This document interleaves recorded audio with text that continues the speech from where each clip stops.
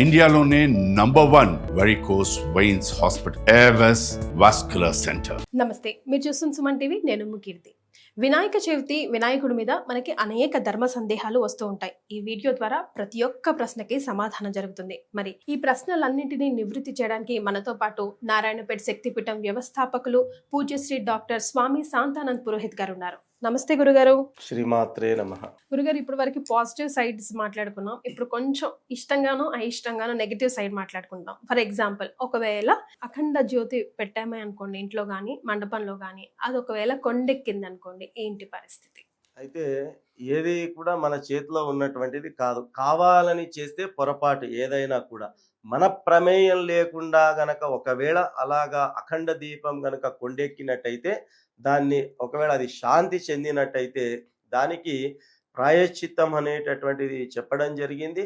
ఆ ప్రాయశ్చిత్త సంకల్పం చేసుకొని మళ్ళీ ఆ అఖండ దీప సంకల్పం చేసుకొని మళ్ళీ ఆ దీపాన్ని వెలిగించి దాన్ని కొనసాగించేటటువంటి పద్ధతి ఉన్నది.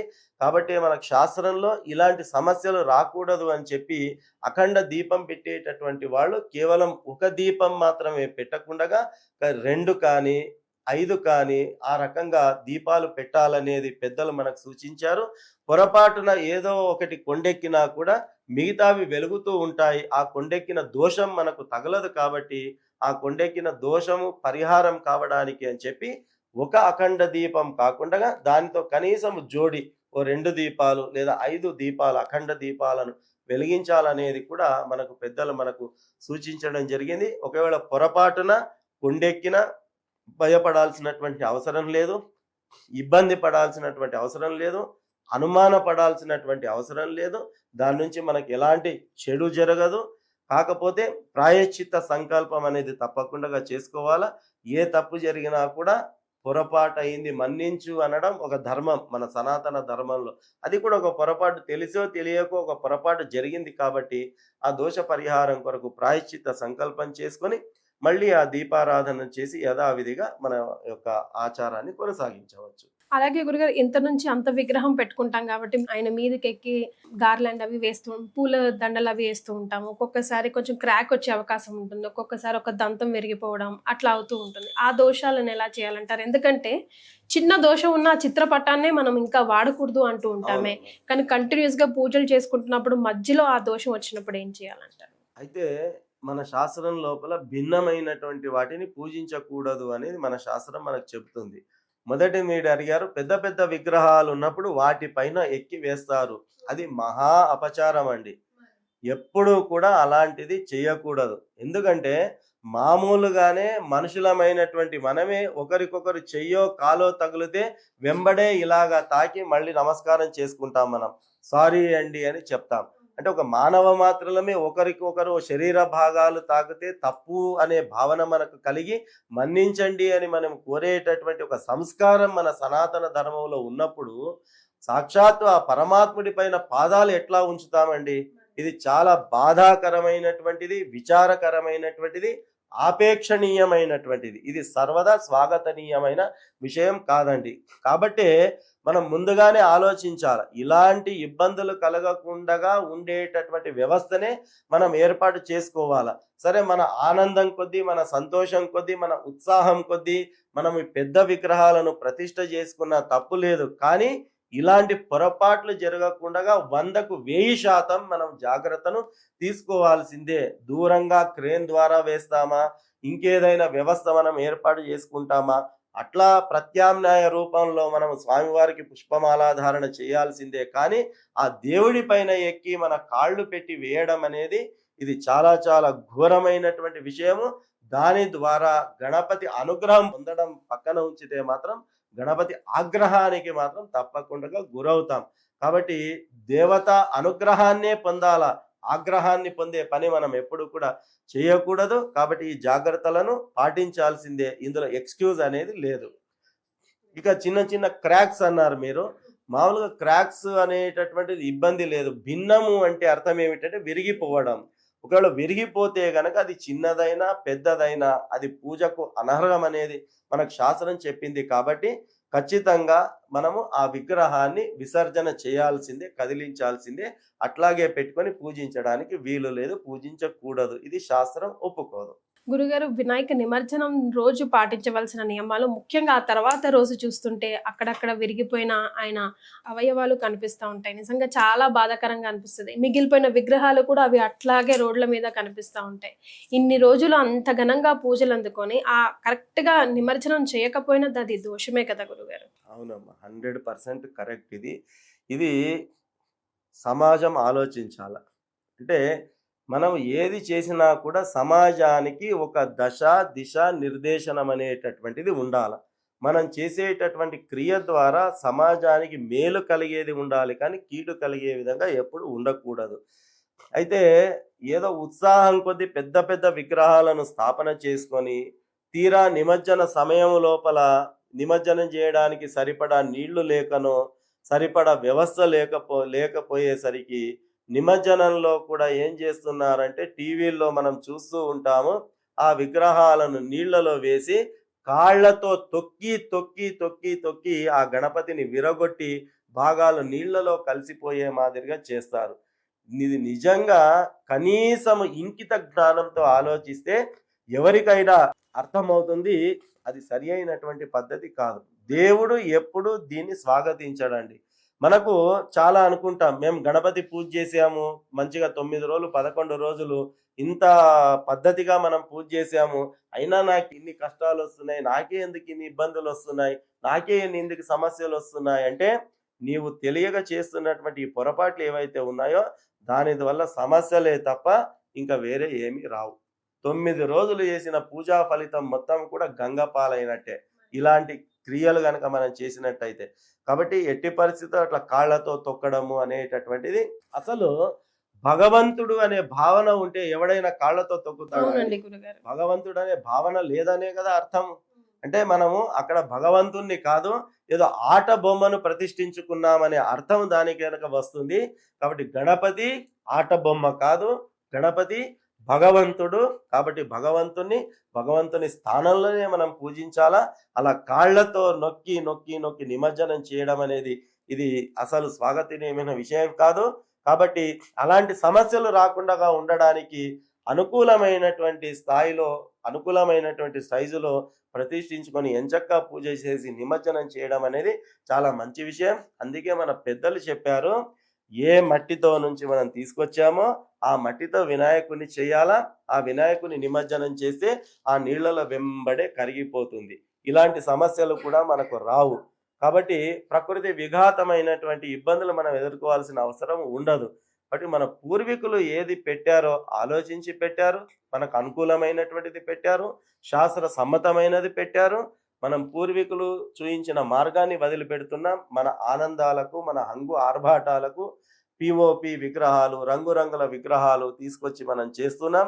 ఆ రంగులతో ఒరిగేదేం లేదు, ఆ శబ్దంతో ఒరిగేదేం లేదు.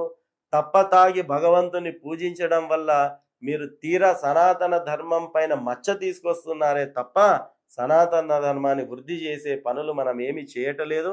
కాబట్టి ఈ సందర్భంగా సుమన్ టీవీ వేదికగా నేను సమస్త సద్భక్తులందరినీ కూడా ప్రార్థిస్తున్నాను, దయచేసి గణపతి మండలి వాళ్ళు ఎవరైతే ఉన్నారో ఈ విన్నపాన్ని మన్నించి భగవంతుడి అనుగ్రహాన్ని పొందే రకంగా మన శాస్త్రము దేన్ని సూచించిందో శాస్త్ర సమ్మతమైనటువంటి పద్ధతులను అవలంబిద్దాం. అట్లాగే పిఓపి విగ్రహాలను నిమజ్జనం చేయడం వల్ల ఆ యొక్క నీరు కలుషితం అవుతుంది, పర్యావరణం కూడా ఇబ్బంది పడుతుంది.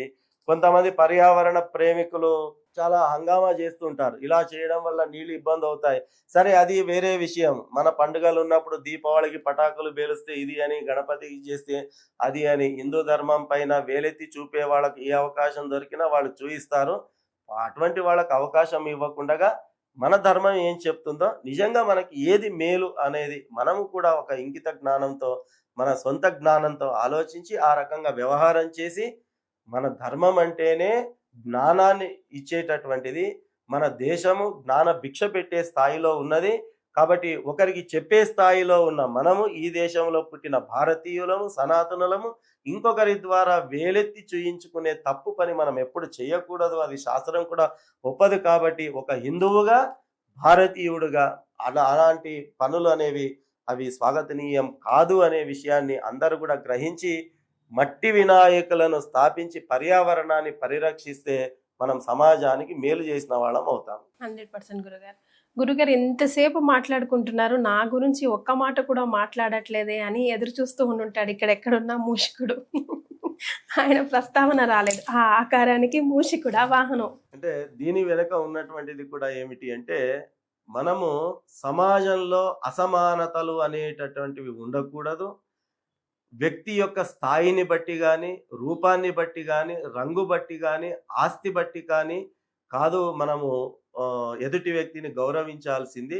ఏ స్థాయిలో ఉన్నా, ఎలా ఉన్నా కూడా వ్యక్తిని వ్యక్తిగా గుర్తించాలి, వ్యక్తిని వ్యక్తిగా గౌరవించాలి అనేటటువంటిది మన శాస్త్రం మనకు తెలియచేస్తుంది. కాబట్టి అంత భారీ దేహాన్ని కలిగినటువంటి వినాయకుడు ఈ చిన్న మూషికం నాకెందుకులే అనేటటువంటి ఒక హేయమైన భావన లేకుండగా ఆ చిన్న మూషికానికి కూడా ఒక గొప్ప స్థానాన్ని ఆ పరమాత్ముడు ఎట్లా అయితే కలగజేశాడో, మనము కూడా ఇది చిన్నది, ఇది తుచ్చది, ఇది తక్కువ జాతి, తక్కువ వర్గము, లేదా ఈ చిన్నవాడు అనేటటువంటి భేదభావాలు లేకుండగా వాళ్ళలో ఉన్న దైవత్వాన్ని గుర్తించాలి, అందులో ఉన్న మనుష్యత్వాన్ని గుర్తించాలి.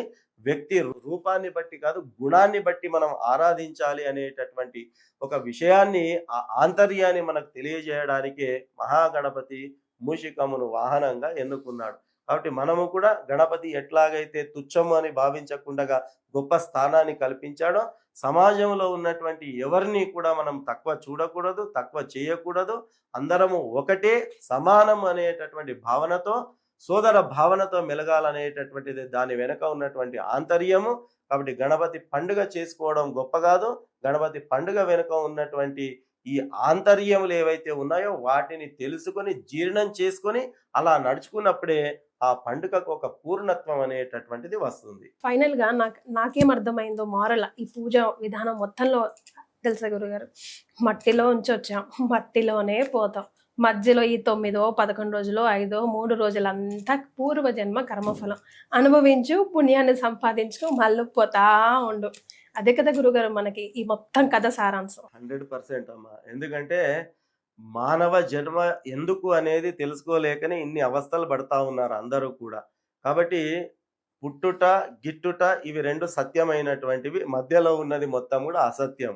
కాబట్టి జగద్గురు ఆదిశంకరాచార్యులు కూడా అదే విషయాన్ని చెప్పారు. బ్రహ్మ సత్య జగన్ మిథ్య అనేటటువంటి విషయాన్ని ఆదిశంకరాచార్యులు బ్రహ్మ దైవమే సత్యమైనటువంటిది, మిగతాది మొత్తం కూడా అసత్యమైనటువంటిది, నశ్వరము, నాశనమయ్యేటటువంటిది. కాబట్టి ఈ 4 రోజుల ఈ జీవితంలో భగవంతుడు అనుగ్రహించినటువంటి ఈ మానవ శరీరం అనే గొప్ప వరాన్ని, ఈ యొక్క గొప్ప సాధనాన్ని మనం సద్వినియోగం చేసుకొని మనం దైవత్వాన్ని అహం బ్రహ్మాస్మి శివోహం అంటాం. అంటే నేనే శివుణ్ణి అనేటటువంటి స్థాయికి మన ఆచరణ ద్వారా మనం ఎదగాలి అనేటటువంటిదే మన ధర్మం మనకు తెలియచేస్తుంది. కాబట్టి పుట్టుట సత్యమైనది, గిట్టుట సత్యమైనది, ఈ మధ్యలో ఉన్నటువంటిది అంతా నాటకము. దీన్ని ఎవడైతే గుర్తెరుగుతాడో వాన్నే జ్ఞాని అని చెప్పి మన శాస్త్రం మనకు చెప్పడింది. ఏదో ఫిజిక్స్, కెమిస్ట్రీ చదివితే జ్ఞానం కాదు. మన శాస్త్రం లోపల ఈ జనన మరణాల చట్రంలో నుంచి ఎవడైతే బయటపడతాడో వాడే మహాజ్ఞాని అని మన శాస్త్రం మనకు తెలియచెప్పింది. కాబట్టి ఆ దాన్ని కూడా దృష్టిలో పెట్టుకొని, రెండవది ఎక్కడ వచ్చామో తిరిగి అక్కడికి వెళ్ళడం అనేది ఇది సత్యము, ఇది విశ్వ సత్యమైనటువంటి విషయం. కాబట్టి గణపతి అక్కడ మట్టిలో నుంచి వచ్చాడు, మళ్ళీ తిరిగి మట్టిలోనే కలిసిపోతాడు. కాబట్టి మన మూలాన్ని మనం మర్చిపోకూడదు అనేటటువంటి, మనం ఎక్కడి నుంచి వచ్చాం అనే మూలాన్ని కూడా మర్చిపోకూడదనే ఒక ఆంతర్యాన్ని కూడా మనకు ఆ సంఘటన గుర్తు చేస్తుంది. కాబట్టి ఈ సనాతన ధర్మం అందుకే గొప్పదైనటువంటిది. ప్రపంచంలో ఇంత గొప్పనైనటువంటి, దీనికి సరి సమానమైనటువంటిది, పోల్చగలిగినటువంటి ధర్మము ఈ సృష్టిలో మరి ఒకటి లేదు. సనాతన ధర్మము గొప్పనైనటువంటిది. గురుగారు, ప్రపంచ లోకాల్లో మన హిందూ వాళ్ళు చాలా చాలా దేశాల్లో ఉన్నారు. అందరి దగ్గరికి కూడా మన ఈ వీడియో చేరుతుంది. మనం ఇంతగా చెప్పిన తర్వాత అయ్యో నేను వినాయక చవితి జరుపుకోలేకపోతున్నానే, ఇక్కడ నాకు కుదరదే అని ఏ ఒక్కరో ఇద్దరో డెఫినెట్గా మన వీడియో చూసిన వాళ్ళు అనుకుంటారు. అయినా పర్వాలేదు, నువ్వు కేవలం ఈ మంత్రం చదువుకోనైనా నీకు అంతే పుణ్యఫలం వస్తుంది అని చెప్పుకోదగ్గ మంత్రం ఏదైనా ఉంటే చెప్తామండి. తప్పకుండా అమ్మ. అన్నిటికంటే గొప్పనైనటువంటిది, గణపతి ప్రీతి పాత్రుడు అయ్యేటటువంటిది, బీజాక్షరితో కూడినటువంటి మంత్రము ఓం గం గణపతయే నమః, ఓం గం గణపతయే నమః, ఓం గం గణపతయే నమః.